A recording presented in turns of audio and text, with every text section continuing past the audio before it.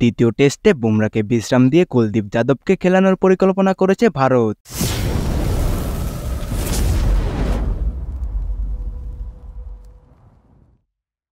বাংলাদেশকে হারিয়ে ঘরের মাঠে টানা 18টি টেস্ট সিরিজ জয়ের সুযোগ হাতছাড়া করতে চায় না ভারত। রাওয়ালপিন্ডিতে জয়ের আত্মবিশ্বাস নিয়ে চেন্নাইয়ে এসেও ভারতীয় বোলারদের কাছে দুঃসহ স্মৃতির সম্মুখীন হয়েছে বাংলাদেশ। বিশ্ব টেস্ট চ্যাম্পিয়নশিপের শীর্ষে থাকা ভারতীয় দলের সামনে দাঁড়াতেই পারেনি বাংলাদেশ ব্যাটাররা। যদিও হাসান মাহমুদ, তাসকিন আহমেদ ও নাহিদ রানার বোলিংয়ে ভারতকে কিছুটা বিপাকে ফেলেছিল, পেসারদের পারফরমেন্সই ছিল একমাত্র ইতিবাচক দিক। ব্যাটিং ব্যর্থতার কারণে বড় মূল্য দিতে হয়েছে শান্তর দলকে। চেন্নাইয়ের ব্যর্থতা থেকে শিক্ষা নিয়ে কানপুরে ভালো পারফরমেন্স করতে চান অধিনায়ক শান্ত।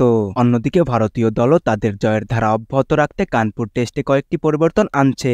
সামনে রয়েছে 2টি সিরিজ, তাই নিজেদের প্রস্তুত রাখতে কানপুর টেস্টে জয় নিশ্চিত করতে চায় রোহিত শর্মার দল। ঘরের মাঠে টানা 18টি টেস্ট সিরিজ জয়ের রেকর্ড আরও বাড়ানোর সুযোগ রয়েছে তাদের সামনে। ভারতের বিপক্ষে কানপুর টেস্টে বেশ কিছু পরিবর্তন আনছে।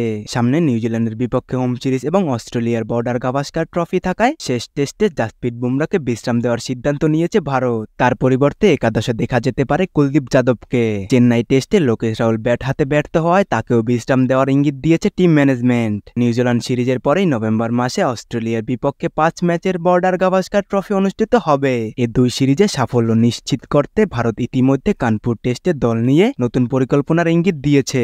বুমরার পরিবর্তে বোলিং লাইন আপে যুক্ত হচ্ছেন কুলদীপ যাদব, যিনি ইংল্যান্ডের বিপক্ষে দুর্দান্ত পারফরমেন্স করে 19টি উইকেট নিয়েছেন। যদিও প্রথম টেস্টের দলে তাকে রাখা হয়নি, এবার নির্বাচকরা তাকে বিবেচনায় এনেছেন। 2 পেসার হিসেবে থাকবেন মোহাম্মদ সিরাজ ও আকাশদীপ।